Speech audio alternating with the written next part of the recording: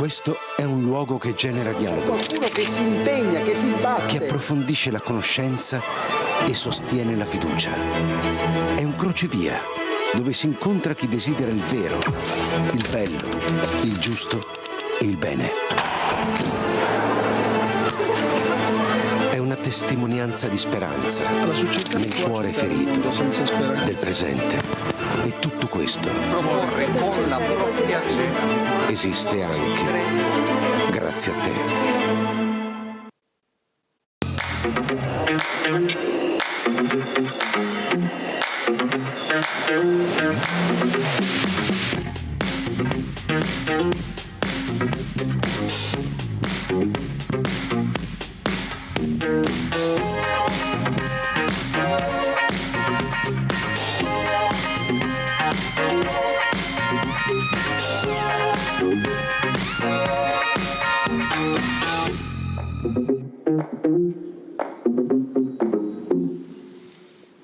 Buongiorno, benvenuti a Welcome everybody.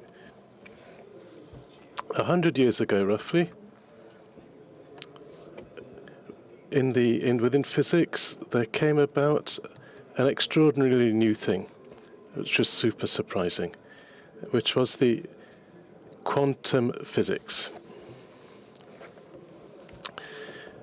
And it's something that it didn't come out from the genius of a single person, or a single great thinker, a single scientist, but it's the result of a collective activity, a series of steps taken by some of the greatest minds of the last century. We can think about Heisenberg, Schrödinger, Dirac, and this was around the 1925, 1928, that period. And so what did they discover? What did they reveal? They described in an accurate way, in a precise way, the type of order that reigns in the subatomic world, the world of elementary particles, the world, we can say, of the fundamental bricks of matter, to recall the title of the meeting. So we're talking about particles that live in the nucleus of atoms and even within the particles that form the nucleus of an atom. And the type of order which they saw was reigning in this world, was something profoundly surprising, as the title of this encounter says, stupefying. Because it's not open to our way of visualizing reality. It doesn't fit that. And so in this last 100 years, many more steps have been taken, but the foundation was laid down in that time. The foundations itself were laid down. 100 years later, in 2025, this year, it was proclaimed by the UN the International Year of quantum science and technology. Their statement says, with the aim of growing our public awareness of the importance of quantum science and of its applications. So here at the meeting, we took up this invitation because we thought it's that this vision which comes out of quantum mechanics has got a cultural value, a deep cultural value, that still is in some ways still to discover, still to explore. For two reasons, I'd say this. That this not visualizability, this strangeness, this way of behaving itself of nature that doesn't match with our common sense, that in some way this obliges us to requires a special mental openness from us, to have a willingness to accept a reality that proposes itself that's very different to how we expect it to be. And I think this has a value in itself. The second reason is that the technological applications which come from this knowledge are really important, and they are destined to become even greater. So today we have the great fortune to get into this world, which is a world which poses challenges to our comprehension. We can be accompanied today by two great protagonists at an international level of these types of research. I'll go straight on to presenting them. I'm very happy that they're here, both for the high level that they give with this to the meeting with this presence and to all of us, but also because they're two friends, so they're two people with whom I really have a friendship, and I'm so grateful that they're here with us.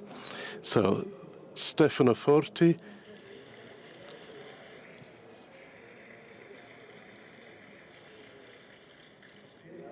Stefano is the professor of theoretical physics at the Università of Milan, Statale, which is in the same corridor that I find myself in. We're in the same institution. He graduated in physics from Turin, and then did his PhD in the US at MIT, after which he worked with important roles towards NFN and also the Theoretical Physics Division at CERN in Geneva.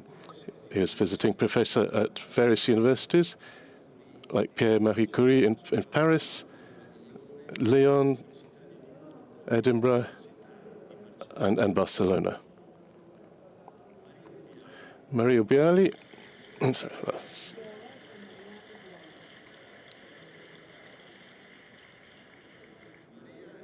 Maria is the professor of theoretical physics and of particle physics at the Department of Applied Mathematics and Theoretical Physics at Cambridge. She graduated in Milan, again not far from our corridor, where Stefano is, and then did a joint doctorate between Edinburgh and Catholic University of Louvain in Belgium. She worked as a postdoc in Germany and then went to Cambridge, where before becoming a full professor, as she is now, she was also the lecturer in mathematics in Newnham College. And she also won a starting grant. Maria is a pupil of Stefano, and they continue to collaborate. And particularly one thread that links their research still is that of quantum chromodynamics, which is a quantum theory which describes the fundamental interactions that happen between these particles that are inside protons and neutrons, which form the nucleus of atoms. So we're talking really about the fundamental bricks of matter. In particular, they study in which way the quarks and the gluons can live together in these particles, and how they subdivide themselves, how they share the proton and neutron energy between themselves.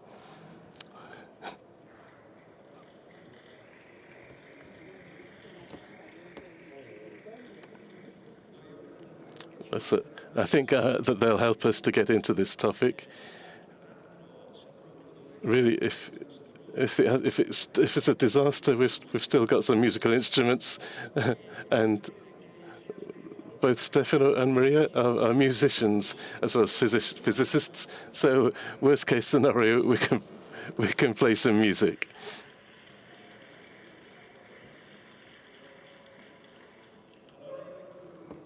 So I'll start by asking first to Maria and then to Stefano.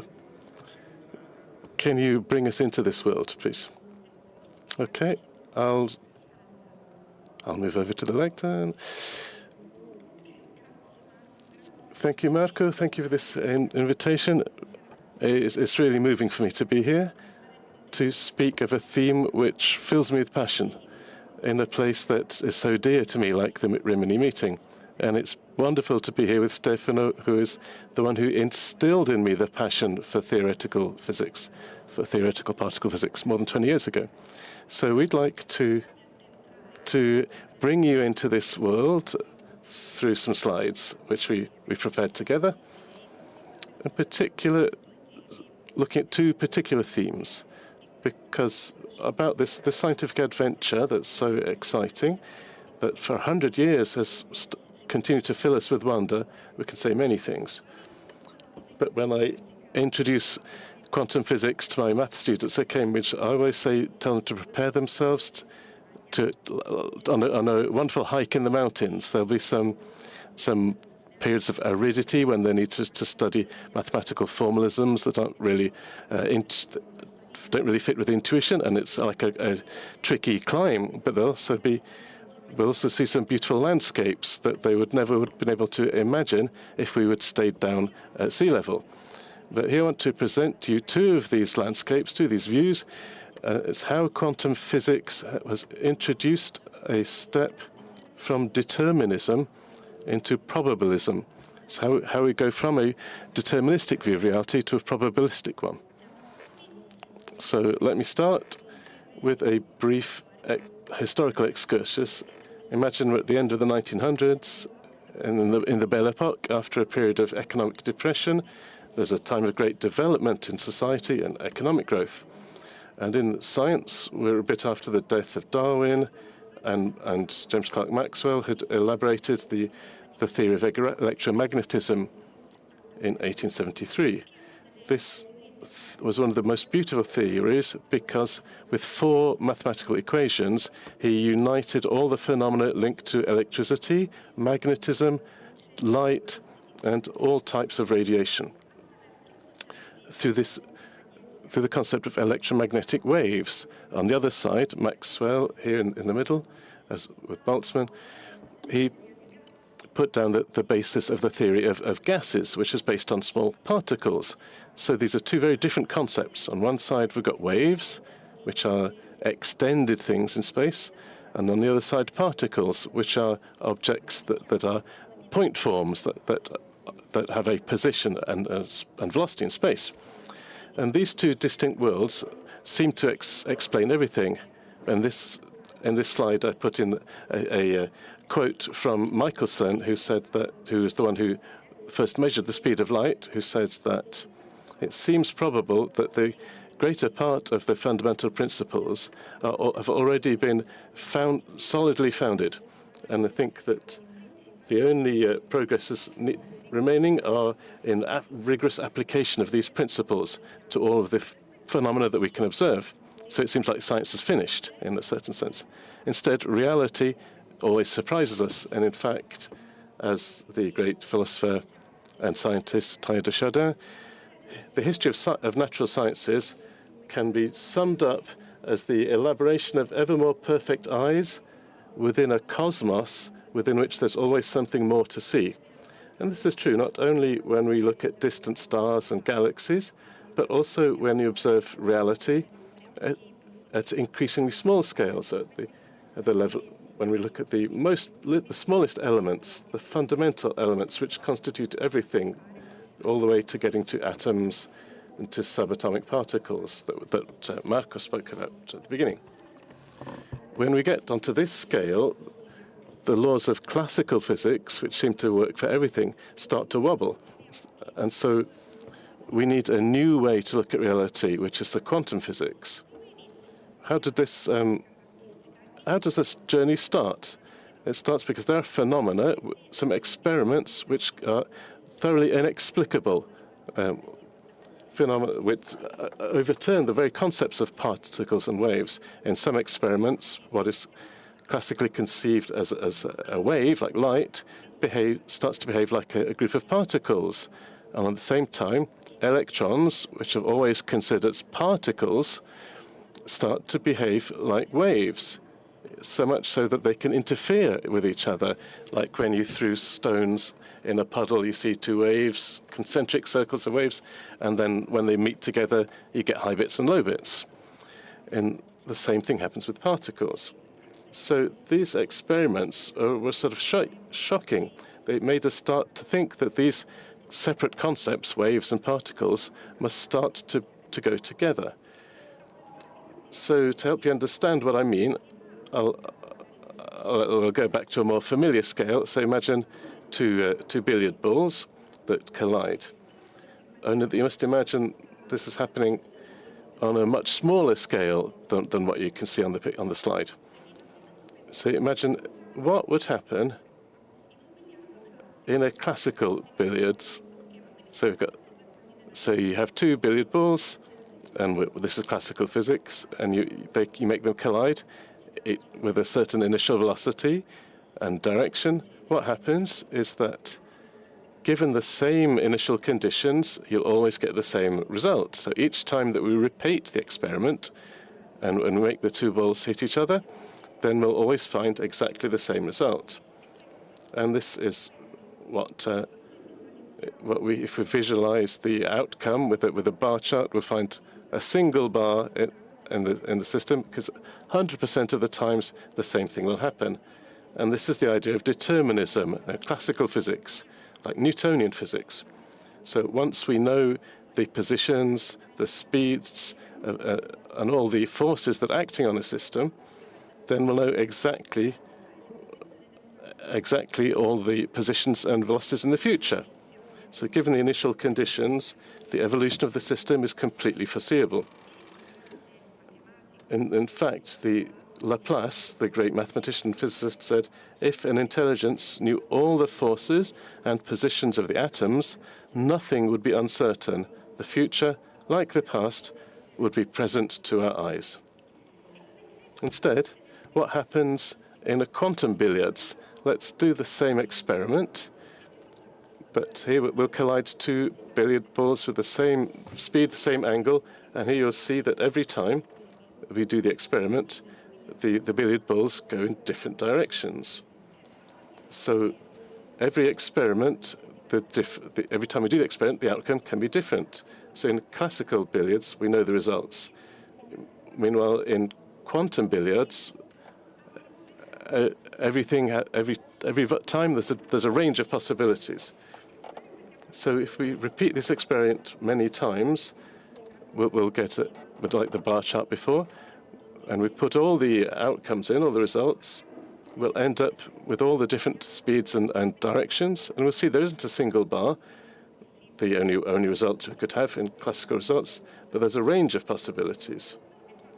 And this is really the step from determinism to probabilism, which is what Schrödinger introduced, one of the fathers of quantum mechanics. So be careful. It's not that quantum mechanics, every time you do things, that something random happens. It's not chance. But what happens is something different, but with a probability that's defined by the laws of quantum physics. So let me explain myself a bit better on this concept, because this is the key central concept. Here with this animation, the point isn't that a quantum billiard ball doesn't conserve energy. Conservation of energy is a physical principle that is irrenunciable. So the starting setup needs to be the same energy as in the ending setup. So what can happen is linked to what I was saying before, to the fact that you can no longer consider a particle and a wave as separate things. So in reality, while the particle in classical physics is a little point, and a given point in space with a certain velocity, in quantum physics, a particle is associated to a probability wave, as you can see above. So the ball could find itself in whichever point of space in which the wave that you can see isn't at zero. So only in the instant in which I measure its position, only then does it have a fixed position, only when I measure it. And so it's as if each one of you was kind of spread out around this place where you're sitting, and only when somebody sees you or somebody measures your position would you find yourself in a specific particular place. So said differently, it's as if every particle is associated with a cloud of probability, and that's what you can see top right. And when you measure this to discover its position, to determine it, it's more probable to find it in the more dense bit of the cloud in the middle. But before measuring it, you don't know where. So this is a very difficult concept and very attractive. But there's another one, as if that wasn't enough, which is to do with the principle of indeterminacy from Heisenberg, another of the fathers of quantum physics. Here's the point, that when we do a measurement, we understand the position. But if I had an instrument that was totally precise, that could let me know the position of the particle with zero uncertainty, so zero experimental error, I'd lose information about its velocity with which it's moving. So it could be 10 kilometers an hour, it could be 1,000 kilometers an hour. We wouldn't know. Vice versa, if I measure totally precisely with zero error the velocity of the particle, it could be anywhere in space. So this is the basis of the principle of indeterminacy of Heisenberg. So that's intrinsic into reality. There's a compromise between how much we can know a thing and how much we can know another thing. So this can be summed up in the phrase that you can see on this slide. It's Heisenberg's phrase. What we observe isn't nature itself, but nature that's exposed to our way of interrogating it. And this is really revolutionary. But now, if you're not already confused enough, I'll give you another concept, which is that of the aspect of relativity, of special relativity, which historically was formulated before quantum physics in 1905 by Einstein. Once we put the concept of special relativity together with quantum mechanics, so indeterminacy with relativity, then even more extraordinary things happen, because the number of balls that hit them, that collide, or the type of collide, is no longer a fixed concept. The only fixed thing is the energy. But what could happen is that in my quantum billiards, when they collide, red and yellow, we end up with a green and blue, which could weigh more than the starting balls. But even they could collide, and a third one will come out, which maybe weighs 100 times more than the ones that collided.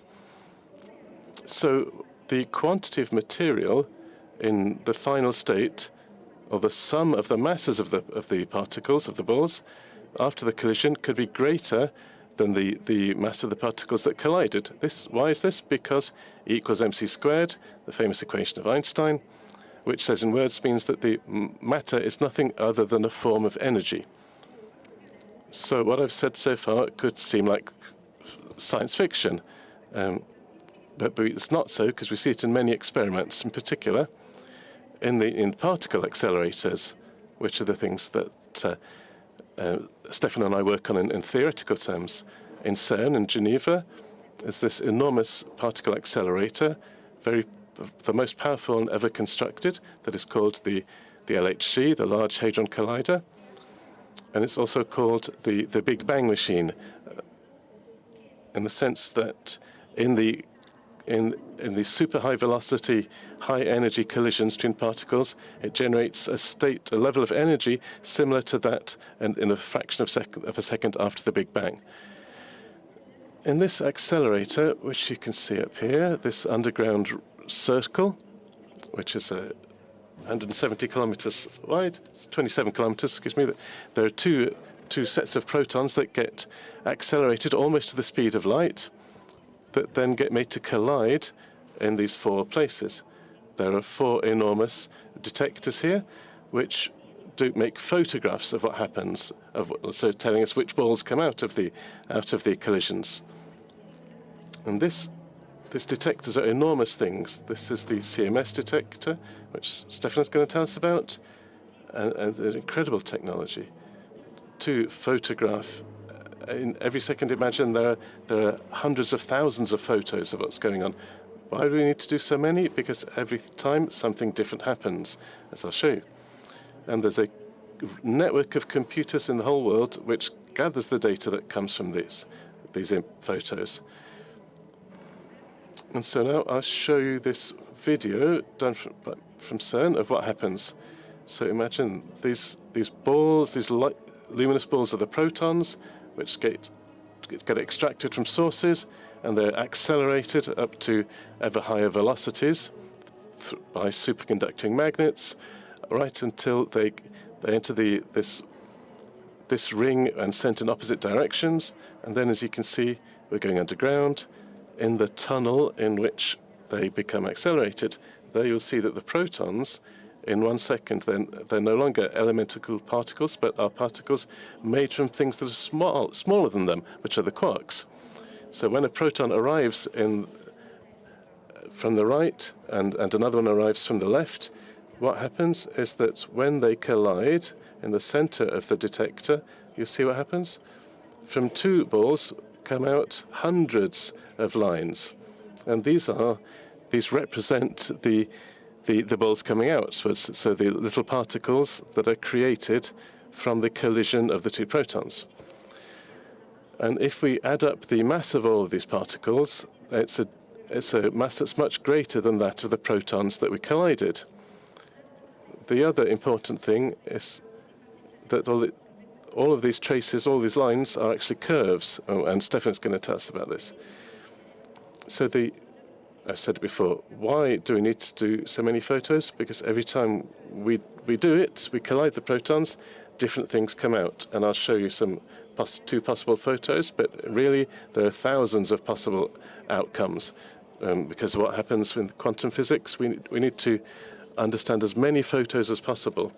So here we have two protons on the left, and out you get the outcome particles are a W boson, which weighs almost 100 times the proton, plus a top quark, which is one of the heavier, almost 200 times what a proton weighs. And on the right, we see proton plus proton comes out a Z boson, a top quark, and its antiparticle, the top antiquark. So at LHC, we see constantly happening in every instant that there are quantum physics and special relativity in action. And now I'll let Stefano speak.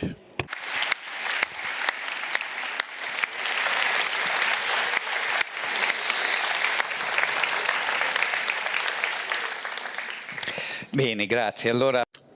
Good, so I'll pick up from where Maria left off.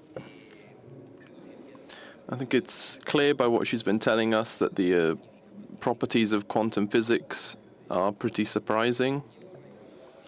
Now I'd like to talk to you about a property that's far stranger, and it goes by the name of entanglement. And it's a property that's so strange that Einstein never accepted it. And based on this property, he said that quantum mechanics couldn't be correct. Perhaps it could be an approximation of another fundamental theory, but it couldn't be true. So what I'd like to try and do here is make you understand this thing that's so strange and so bizarre that it's even more surprising than what Maria has been talking about. So we have to start from a big picture here, starting by a property that all elementary particles have, discovered by two young Dutch doctoral students who were about 25-year-olds at the time, which is called a spin.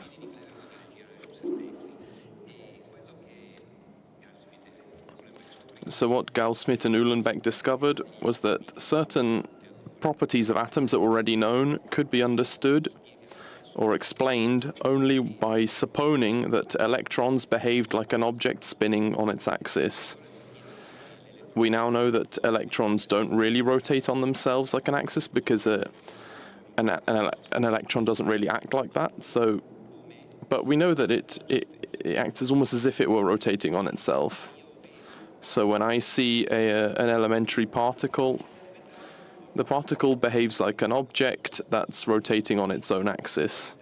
I call it an elementary particle because this element, the spin, which was discovered for electrons, is a property that all elementary particles have, well, all of them beyond the Higgs boson, which is a bit special, but all the other particles have spin.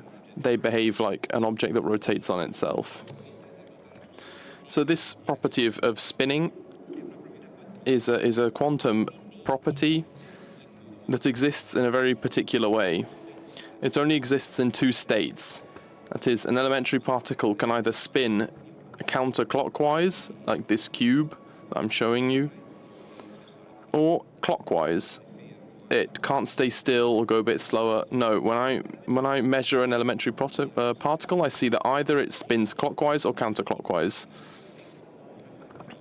So how can I tell it? How can I tell? Well, I can look at the shadow of the particle, as you can see in this image. I look at the shadow and I see that it's spinning counterclockwise or clockwise. So, like how Maria explained earlier, this is something that in quantum terms happens in a random way. Any time I look at measure it, I could find or that it's spinning clockwise or that it's spinning counterclockwise.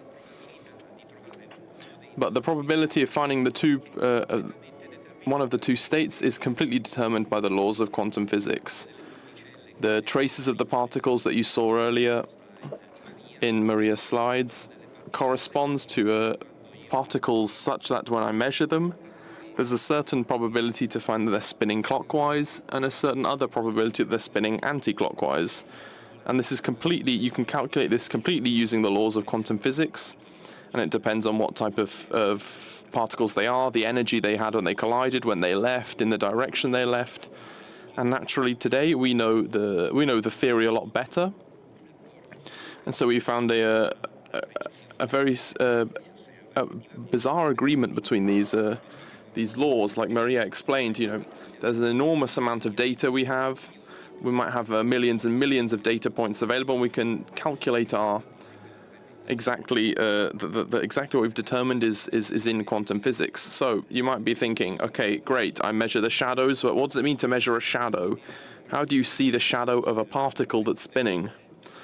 So I need to go back to the experiment that you saw earlier in Maria's images, which is called CMS. The S stands for solenoid. Perhaps some of you remember from school that a solenoid is a way of constructing basically a giant magnet. A magnet is wrapping a wire through which an electric current runs that generates a magnetic current, like a magnet does. So the thing that projects the shadow, clockwise or anti-clockwise, is this magnetic field. And so the CMS experiment, particularly this giant machine you see here, is built around, as you can see on the right there, a giant magnet, a giant solenoid that's used to measure if the particles have spin that's clockwise or anti-clockwise. And how do you measure this? What is this spin? I'll show you the logo of the experiment, which will appear in an angle of the images that appeared in the images Maria showed. So the logo shows in a pretty clear way these red arrows that are like the traces of the particles. And you can see that they're curves. So, if the particle, depending on if the particle is spinning clockwise or counterclockwise, when put in a magnetic field, it curves in one direction or another. Here, obviously, in the logo, they only point that they go up. But if it had if they had drawn it differently, it would have gone down. So, this is a very important part of the experiment. They discovered a few years ago, the CMS solenoid broke down. For a few weeks, it didn't have a magnetic field. And so, someone from Atlas, they said that, from a rival thing, they said that now their CMS's logo should be this with the straight lines. So going back to our cubes, we've seen how we can measure the shadow of a particle. Let's go back to our shadows now. In particular, I'd like to point out one thing, which is if I look at a classic cube that spins and I want to understand if it's rotating clockwise or anti-clockwise, I need to look at the right shadow, because if I were to, rather than looking at the shadow below, to the shadow to the side, looking at the shadow to the side, you can't understand if it's spinning clockwise or counterclockwise. they're two cubes turning in different directions, but look at the shadow on the side. You can't tell which one's which because they behave in the same way. So in quantum terms, this cannot happen. If I were to decide in quantum terms to look at the shadow on the side, I would always find that the shadow on the side spins clockwise or anti-clockwise. This is a manifestation of the indeterminism that Maria was talking about earlier. That is, that in the moment in which I measure the shadow, the rotation of the particle, I can always see it, and so the other shadow is completely indetermined. So this will show you two of the things Maria was talking about in an even more transparent way. The first is that every time I measure something, I find a result that could either be clockwise or counterclockwise spin, and I can calculate the probability. I know the probability. But when I conduct the experiment, I don't know what I'll see. I'll find either clockwise or anti-clockwise. The second thing, which is even more strange and surprising, is that what I find in the measurement depends on what I decided to measure. If I decided to measure the shadow below, I'll see if it's spinning clockwise or anti-clockwise on a vertical axis. If I measure the side shadow, I see if it's spinning clockwise or anti-clockwise on a horizontal axis. And so the results are a bit random, but with a determined chance, but they have a determined probability. It depends on what I decided to measure. So I said earlier that Einstein found this unacceptable. Didn't agree with many terms of quantum physics, in particular one which held that quantum physics could not be complete. And so Einstein, over all his life, he had an exchange of letters with a great physicist, a friend of his called Max Born. They had roughly the same age. They were born 3 years apart. Max Born is one of the fathers of quantum physics. And he won the Nobel Prize in 1950 for having discovered the thing that Maria was talking about earlier. That is, the density of points of the wave that represents quantum physics corresponds to having a greater or lesser probability of finding the particle in a certain point. So Einstein and Born wrote to each other. They wrote hundreds of letters to each other from 1916 until 1955, which was the last letter.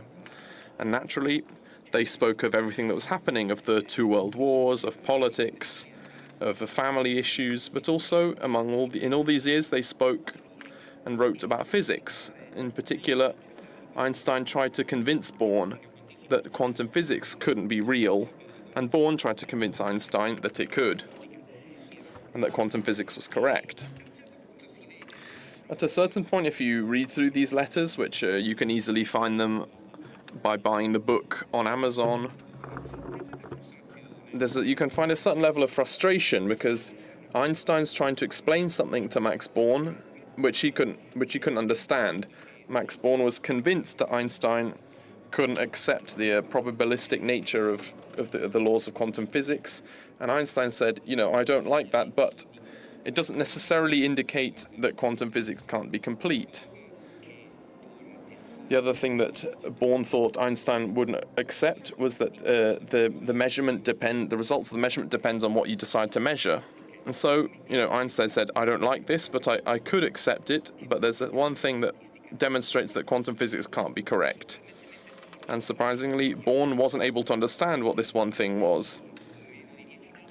So, in the few minutes that remain, I'd like to explain this to you. So naturally, you might think that I'm crazy because I'm trying to explain in less than 10 minutes something that a Nobel Prize laureate in physics, Einstein, tried to explain to another Nobel Prize winner, and he didn't understand. Naturally, the point is, Einstein understood these things in 1935. He published it in a famous work written along with 2 young collaborators called Boris Podolsky and Nathan Rosen. And in fact, sometimes this is called, the experiment, if it's not an ideal experiment, the EPR, Einstein-Podolsky-Rosen experiment, which for Einstein was the fatal blow that demonstrated that quantum physics couldn't be true. And he tried to explain to Born with a very formal mathematic argument with the perspective of the 90 years with a perspective of 90 years that separate us from those days, we can perhaps understand now to try and explain them in a way that makes them a bit more understandable. So to try and explain to them, I'll have to go back to one of the images, to an image similar to one of the ones Maria showed, and this is one of the CMS events between a proton and antiproton, a collision. They produced a quark top and a top anti-quark, two opposing particles. As Maria explained, they're almost 200 times heavier than a proton.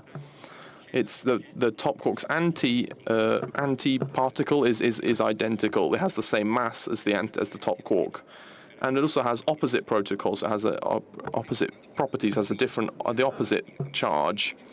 So this pair of particles. These particles, they're spinning like all the other particles, and they're very common situations that we produce them in a state in which the spin of the particle and the antiparticle are completely anti-correlated, which means as if one is turning clockwise, the other is turning anti-clockwise.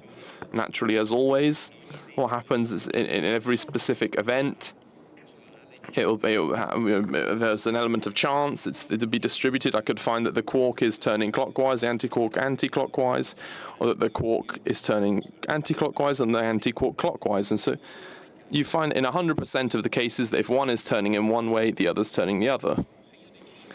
So if I decide to look at the side shadow as we saw earlier, you find that we always see that one of the two is turning clockwise, the other's turning anti-clockwise. Even in this case, you could find a quark and an anti-quark, and they'd always be going in the opposite. But in this case, I find that they're always anti-correlated. One goes one way, one goes the other. And this is entanglement in the sense that the behavior of the quark and the anti-quark is linked. If one turns one way, the other turns the other. And so, if one turns one way on its vertical axis, the other turns the other way on that same axis. And if one turns one way on the horizontal axis, the other turns the other way on the horizontal axis.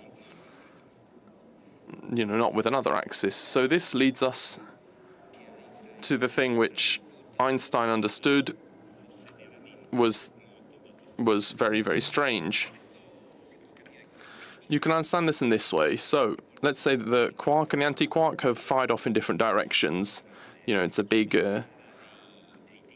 on the level of protons. The machine is huge. A proton is a tiny thing. It's 10 to the minus 13, minus 15 meters, and instead these machines, you've seen them, they're enormous. They're 10 stories tall. So the quark and the anti-quark, in the moment in which I inspect them I observe them on the machine, they're vastly different distances. So the quark and the anti-quark, I see it's spinning clockwise, it's here. In the moment in which I observe it, I know 100% that the anti-quark is turning anti-clockwise. Even if the anti-quark is very far away on the other side of the machine, in the moment I observe it, the anti-quark must be spinning in the opposite direction. And if one specific event I observe that the anti-quark is spinning anti-clockwise, then I know 100% for sure that the other particle is turning in the other direction.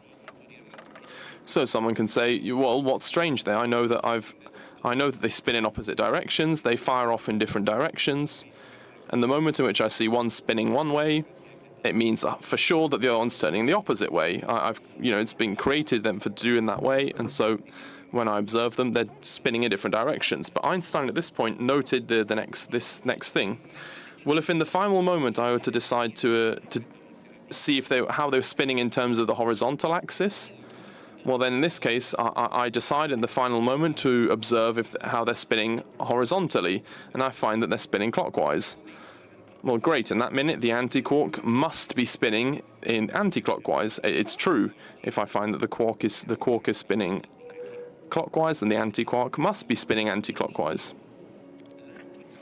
So the antiparticle that's fired off in the opposite direction, which is very far away. When you look at on the dimensions of protons, in the moment in which I observe them and I measure the quark, the anti-quark knows what I've done, But they couldn't have been, prepared like this, a moment in which I've created this pair, because it was me who in the moment decided if I want to observe vertical or horizontal spin.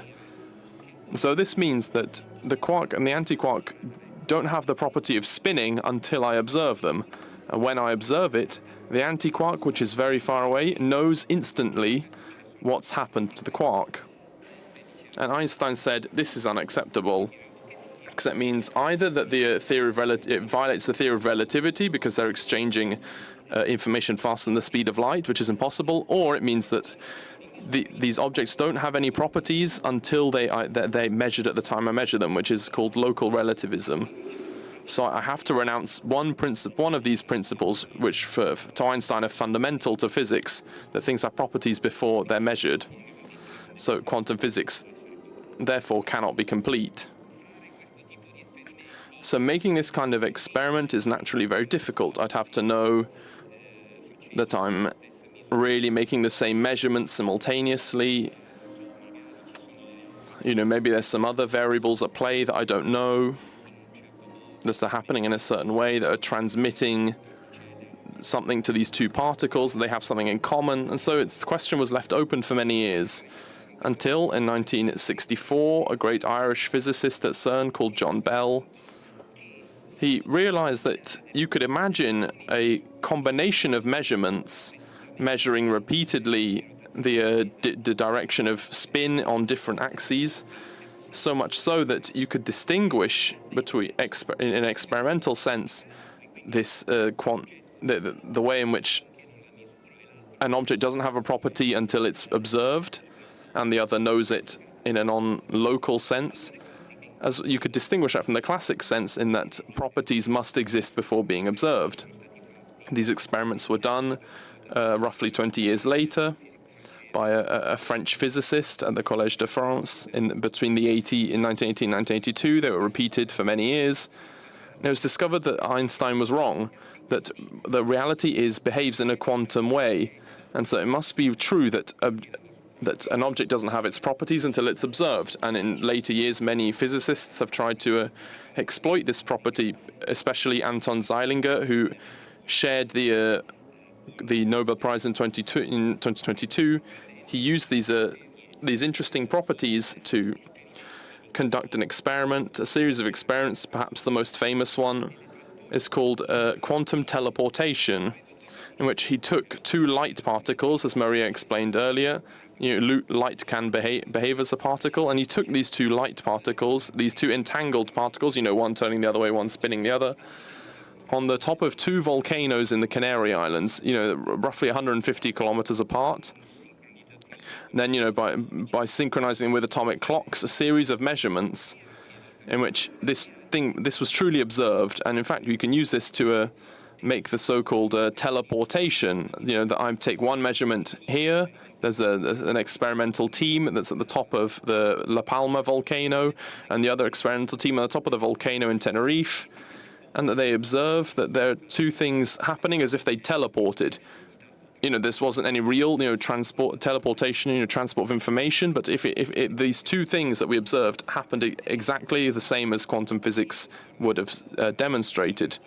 So going back to the image that we put at the beginning here, the world doesn't only work on a quantum sense on the micro scale. If we properly exploit the quantum properties of the world, we realize that the world is quantum all the way down. From volcanoes in the Canary Islands to the atomic scale.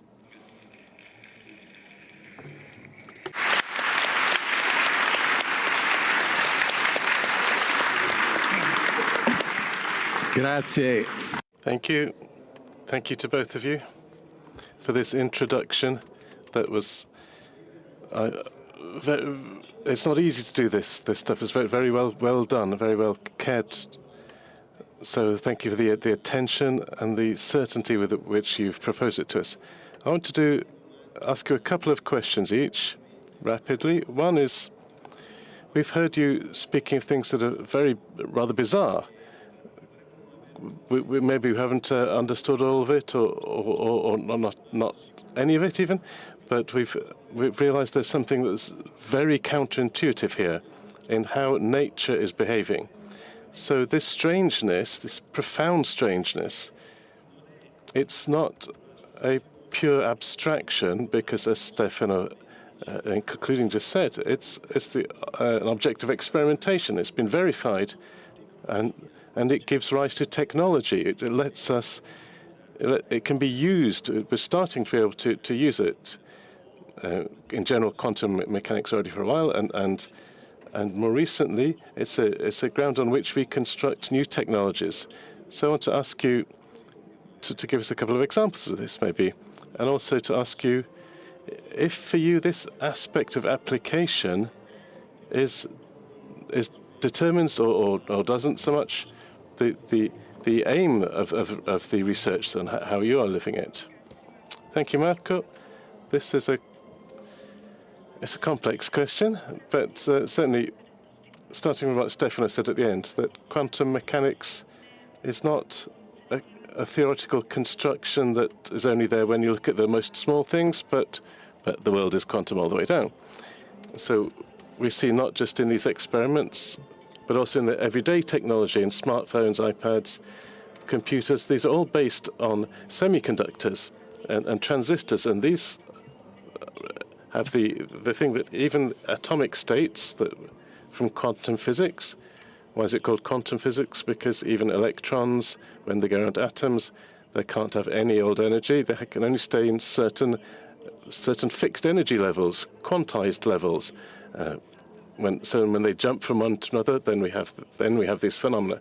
So the little model of the little planets going round in circles round the sun isn't quite right, because we know that the energy of atoms and of electrons is quantized. So from there come all of the technologies that we have now, and also lasers itself come from the fact that light can be treated as a set of particles, each one with its own quantum of energy.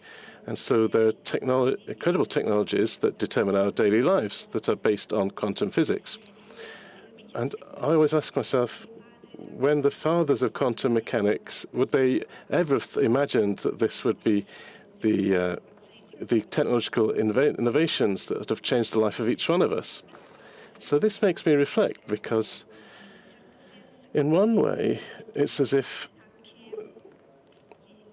the things that are the basis of our research, the groups to fund our research. So we always need to justify things to them, and you need to justify the meaning of your research and significance. And so, but really, it comes from a profound, pure curiosity that man has of what he wants to know things. There's this desire that makes humans human. It's in some sense, it wants you to do useless, if you like, research that's not with technological uses in mind, but that might be absolutely useless. But instead, the technological utility can be borne out with an overabundance compared to what the human search that was done. This always makes me reflect that I think that sometimes we have too much of a short-term horizon. Looking at the great things, the true things that make us human, always have a long-term horizon, and you can't reduce it to technical applications, even though those are clearly important. Then I think that when we were preparing this, I thought that these scientific discoveries can't be linked only to the ambit of science, but they give us a vision of reality that's different, and so they have an implication of quantum physics that these are things that should make us think about how we think. Even the fact that what we measure is a particular state of a reality that's more superabundant than we actually measure. That's interesting. It makes us it's as if we're in front of a great mystery. To see a reality, we need to look at it with a much more humble sense of mystery. Also, the aspect that the object and the subject are indispensable. So that they're both the protagonists of knowing. Without an object and without a subject, then you don't have this measure, which is what makes reality bring itself into the actual state.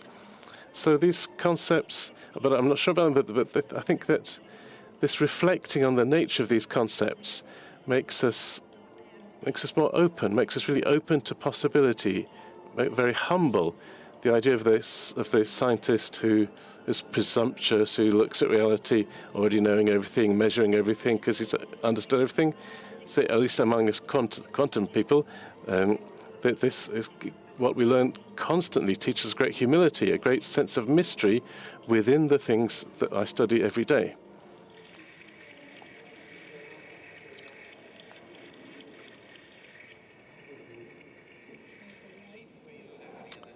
So I want to fix onto the last things that Maria said, which respond to the second part of your question, which is, apart from the applications, are they enough to justify scientific research? And I want to cite a booklet written by Peter Medawar, who was a biologist from Britain who won the Nobel Prize in 1960 for discovering the technology that led transplants to be possible. He wrote a book that I read as a student called Something of Science, and he said that, and he poses this question: is it possible to aim scientific research on the basis of its usefulness, and is it just to do it? And he says that around 1900, thanks to the discovery of anesthetics and disinfection, surgery had reached a final level that a very famous medic could say that he thought it was impossible to do any more progress in surgery. But however, at that point, surgery had to face the problem that when the surgeon operates, he doesn't know what he's going to find inside. So the real research project that a surgeon should have looked for would be to say, finance me to make the human skin transparent. So you could imagine if somebody could think a research project like this, what would the financing bodies have said? But actually, we know that in those very years, people studying electrical discharges in vacuum discovered X-rays, which are in fact what let us treat our skin as transparent. So the fact that it's really difficult to foresee the ways of knowledge and how they'll go. And so back to the first part of the question, are there examples of applications linking myself to this line? I'd like to quote a personal memory that back in the mid-90s, 96, 98, something like that, I was in Barcelona, where I'd started to collaborate with José Latorre, who was here. He was actually here the other day at the meeting, so maybe some of you heard him speak. Yeah, José currently is in quantum technologies, but back then he was mostly looking at particle physics, and we collaborated. And there was born a little study group, 4 or 5 researchers, and we started to study the foundations of quantum calculus. And then some mathematical articles came out on this quantum teleportation, and we can say on the mathematical methods that let you to find the prime factors of numbers. So an exquisitely mathematical abstract plan, but using quantum physics let us think about this. And so they decided to do a study group to think about these things. And I said, why did you do it? He said, because there are techniques in that reminded us a lot of quantum physics. So we started thinking about it. We went to go and look at these mathematical articles to see if we could understand the maths using quantum methods. And in fact, these quantum techniques are what's at the basis of quantum computers now, which you've probably heard of speaking. And José currently leads the Center in Singapore of Quantum Calculus, which is actually constructing a quantum computer. And he said that they have the hope to be able to build one that really can overtake classical computers in doing high-speed calculations, on specific problems, exponentially faster than any normal classical computer. And what he motivated him was the curiosity to understand, to expand this horizon of what we can state, what we can grasp. And so the motivation is knowing, is knowledge itself, extending the horizons, having broader horizons. With a broader horizon, from those all sorts of applications can be born that were totally unforeseen. But that's not the motivation.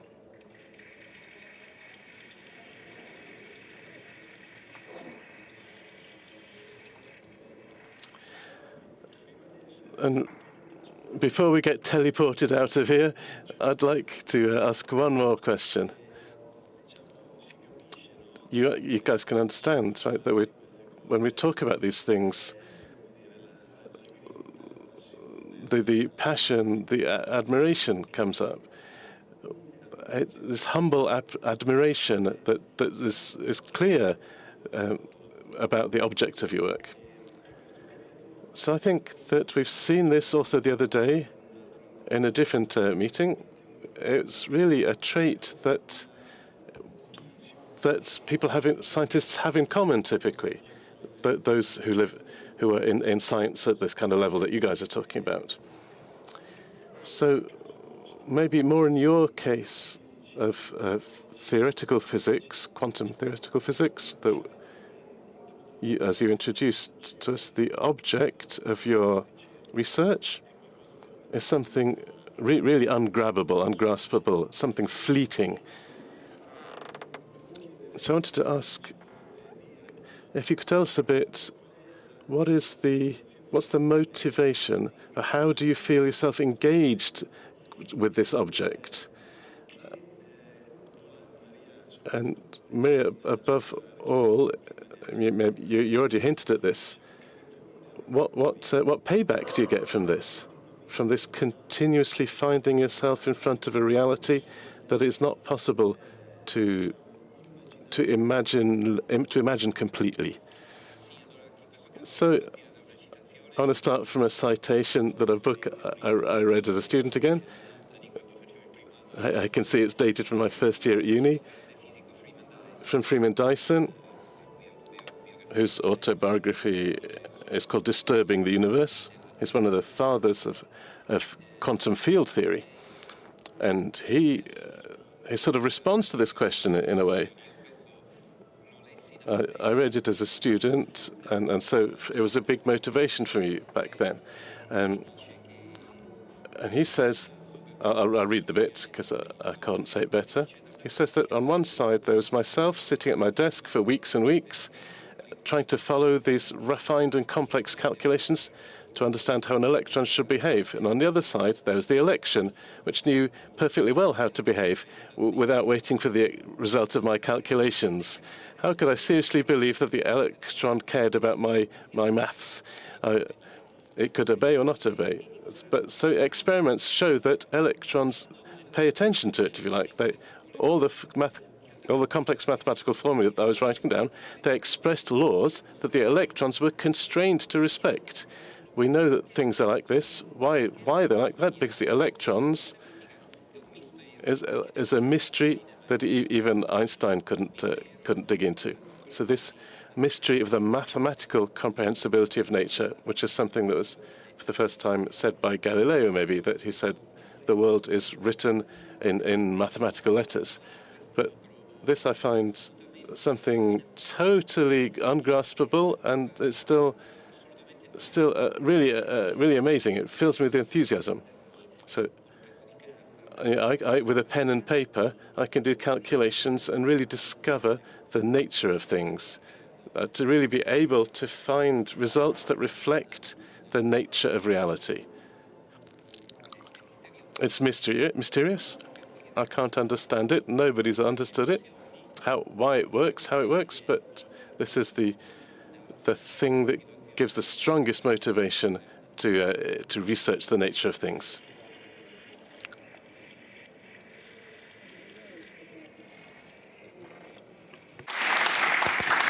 Anch'io non so se dirla meglio di Stefano. I don't know if I can say it better than Stefano or Dyson, but a similar feeling that what attracts me to study physics has always been this idea of beauty. The phrase that a physicist is an artist who doesn't know how to draw. That was the phrase that attracted me. So I studied physics with this intuition that all the physicists that I knew said, oh, how beautiful, how wonderful. They had this beauty in their eyes, in a certain sense, like lovers in front of something that was always unplumbable in some ways. And for me, so it's like what Stefano said. When you discover some simple, elegant equations, some concepts of symmetry, of order, of beauty, that let you discover something that's there. Why does it have to be like that? Why does there have to be something that you can, with intuition, your categories that were kind of given to you at birth, in a sense? So this always moved me a lot. So I recall very well the Higgs boson, which was hypothesized more than 50 years before it was discovered. I remember Professor Higgs in Edinburgh when he spoke about my life as a boson, and he didn't know that this was existed. And when the scientific community discovered the Higgs boson, it was a really emotional experience because it was an idea based on symmetry, on the breaking of symmetry, has predicted a particle that was sought for more than 50 years and eventually was finally discovered.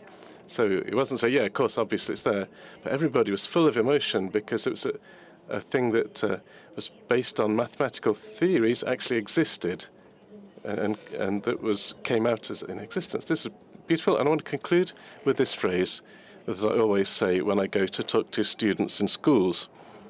It's a statement from Feynman, who said that it describes my life a bit, because the more I study these things, the more I have this feeling of wonder.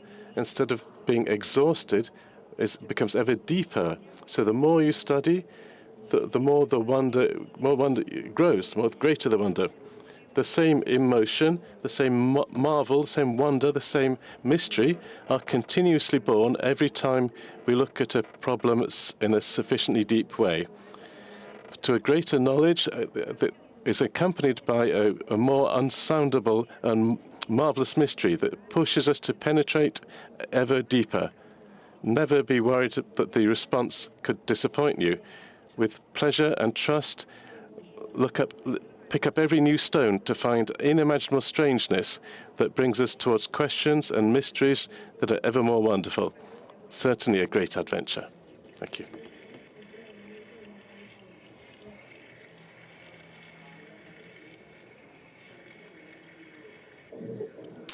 Thank you. And so I want to say one thing, that tomorrow at 12:15 in the scientific arena, there will be the possibility to discuss, to ask questions, and to propose new theories, even if you don't agree with what they're saying. So these strangenesses, these new strange things that Feynman says, that we heard really in that an echo we heard, and we're really grateful to Stefano and Maria for having introduced us so well to this world.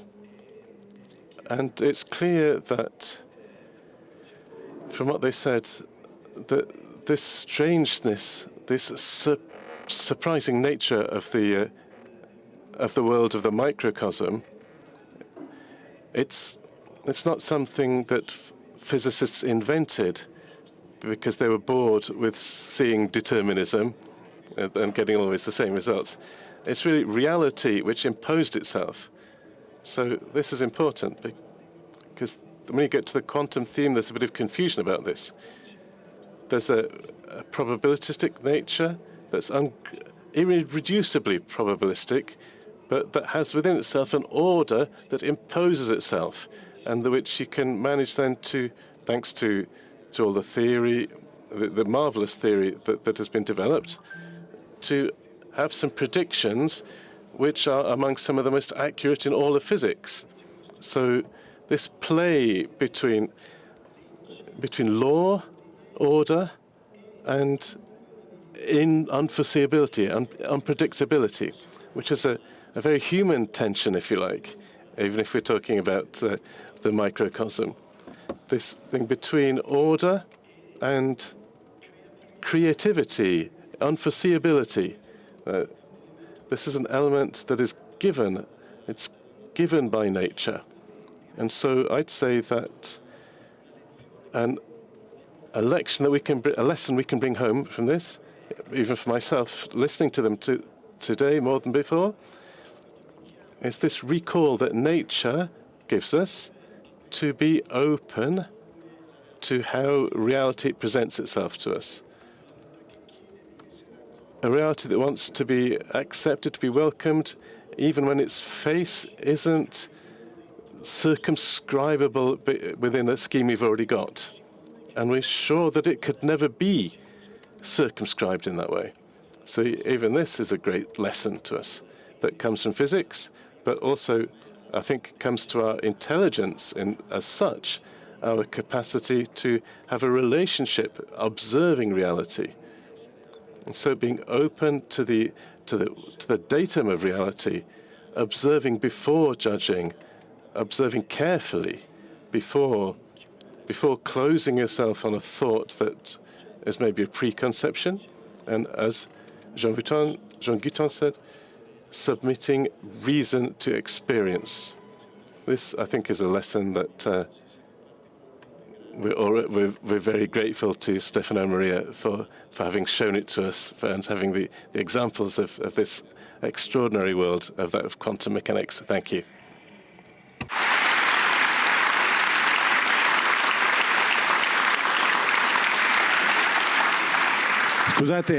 Sorry.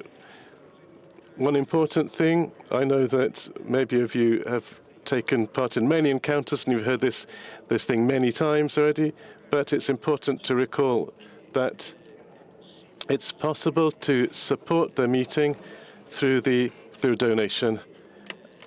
And as I think you all know, every gift is a new brick for continuing to build places of encounter, places of knowledge, of knowing, of mental openness, like now, today, that maybe you didn't expect this, but there's also this at the meeting. And in the Fiera, you can find the Dona Ora spots with the red heart, which let you do your donations. And there is also the possibility to have tax benefits in regard linked to this. Thank you. Grazie.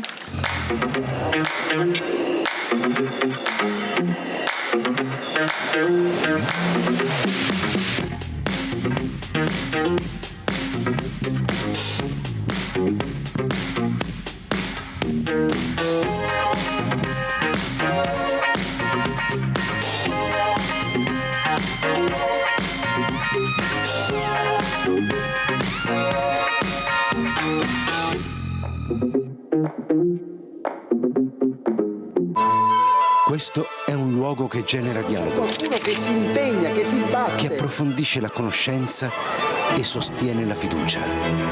È un crocevia dove si incontra chi desidera il vero, il bello, il giusto e il bene. È una testimonianza di speranza nel cuore ferito del presente.